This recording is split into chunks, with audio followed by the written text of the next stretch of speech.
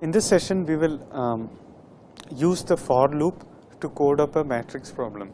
So remember that we have seen a while loop and we have seen a do while loop. Inside while loops, we have written nested loops or double loops. So let's look at a for loop, which problem where the solution involves a nested loop. So the for loops are a good choice when the number of iterations is known in advance. So a good example of such a condition is when you program for matrices, because the dimensions of the matrices are known in advance. So let us consider a sample problem. So the first line of the input has a number n. Now the matrix size is n cross n, and there are n floating point numbers in the matrix given row by row. Each line contains a distinct row. Now the problem is to compute the trace of the matrix. Okay. The trace of the matrix is the sum of the diagonal elements. Okay.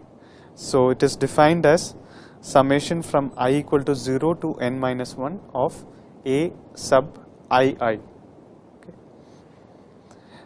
Notice that the matrix row indexing starts from 0. Similarly, the matrix column indexing also starts from 0. So let us write a C program to solve this problem. Okay.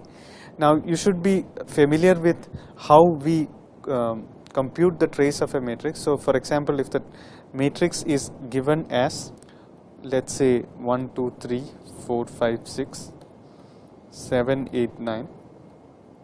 Okay. So the way we do it by hand is, look at the first row, only this element goes into the trace. So it is trace is 1 plus, okay, no other element of the row goes into the trace. In the second row, the second element goes into the trace, so it is 5 plus, and then no other remaining element goes into the trace. So you go to the third row and the third element goes into the trace, so 1 plus 5 plus 9. Okay, this is how we do it by hand. You go row by row and then pick out, for each row, pick some element which goes into the trace. Only the diagonal element will go into the trace. Let's try to code this up. Okay. So in this, we have two variables I and j, which I will use to iterate over the row indices and the column indices. N is the designator for the size of the matrix. For example, the dimension of the matrix is n cross n. Now A is the variable into which I will read the current entry, and then trace is the sum of the diagonal elements seen so far. I will assume that it's an integer matrix. It's not general enough. You can use a float variable as well. I will first scanf the size of the matrix n. Okay, the matrix is of dimension n cross n. Once I have done that, here is what I was talking about in the previous slide. Once you scan the number n, you know that the matrix is n cross n. Okay, so the number of times that you are going to iterate is known in advance. So the number of times that you have to iterate is known before you enter the for loop. Okay. In such cases, the for loop is more convenient to write than the while loop. Okay. So the outer loop is for each row from I equal to 0 to I equal to n, excluding I equal to n, you increment the row. Similarly, for j equal to 0 to n, you increment the column index. So j is supposed to be the column index. Now you scan the number A. Now if I equal to j, remember that we wanted to add only the diagonal elements.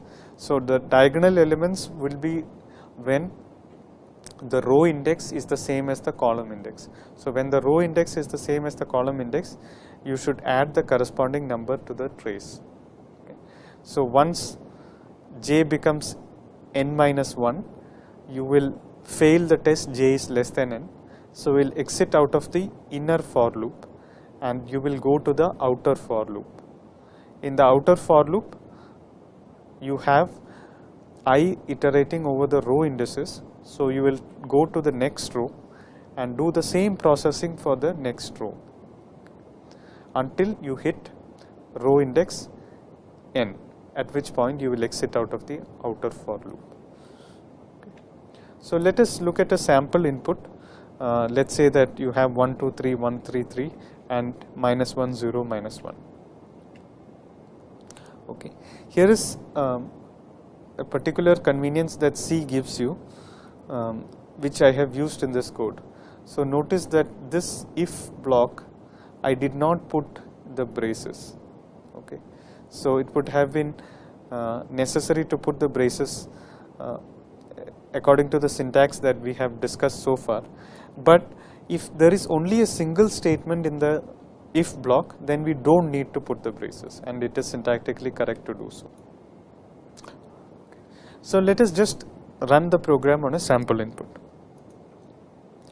Okay. So we have some sample array 2, 0, minus 1, 1, 3, 4, minus 1, 0, 1. So initially there is this number 3, so you know that it's a 3 cross 3 matrix. So once you do that, you know that n is 3, so representing that it's a 3 cross 3 matrix. So then you start with I equal to 0 and go on until I less than n, incrementing I by 1 each time. Okay. I is 0, I is less than n because n is 3. So you enter the outer loop. The first statement of the outer loop is itself a for loop. Okay. You start with j equal to 0, j is less than 3. Okay. So you enter the inner loop. You scan a number a, which is a floating point number, and if I equal to j, so remember that we are looking for diagonal elements. Okay. So we are currently at this point, and I equal to 0 and j equal to 0. So we are entering, we are scanning the 0th element of the 0th column of the 0th row. So that element has to go into the trace. So I equal to j is true, and then you say that trace equal to trace plus a. Trace was initialized to 0, so trace becomes now 2. Okay. Once you do that, you iterate the inner for loop. So you go to the update statement in the inner for loop, j becomes j plus 1. Okay. So you go to the next column and j is less than 3, so you scan the next number 0. Okay. If I equal to j, that is false now because I is 0 and j is 1. So you don't execute the if statement and go to the update statement. So j becomes 2, 2 is less than 3, so you scan one more number which is minus 1.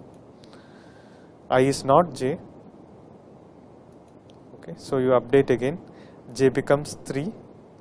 Now 3 is not less than 3, so you exit out of the inner loop. When you exit out of the inner loop, there are no more statements to execute, so you go directly to the update statement in the outer loop, which becomes I equal to I plus 1. Okay. So you are reading the first row, row number 1. You have finished reading row number 0. Again you scan the numbers. Okay.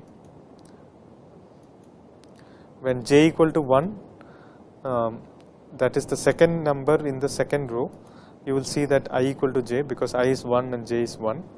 So you will add it to the trace. So that is 2 plus 3, which is 5. So trace gets updated. And after you do that, you scan the remaining entry in the same row, but it doesn't go to the trace. Okay. And then you're done with the row. After that, again you go to the outer loop, you update the row index. Now the row index is is 2, which is less than 3, so you exit, so you enter the if condition and you execute the inner loop. When I equal to 2 and j equal to 2, you will find an element which is minus 1, which will go into the trace. Okay. So the elements that will be added to the trace are when 2, 3 and -1. Okay. Once you are done, you get out of the inner loop and then you go into the outer loop and update it, but then I becomes 3. It is no longer true that 3 is less than 3, so you're done reading all the rows. So you exit the program. Okay. When you exit the program, you have the correct trace, which is 4.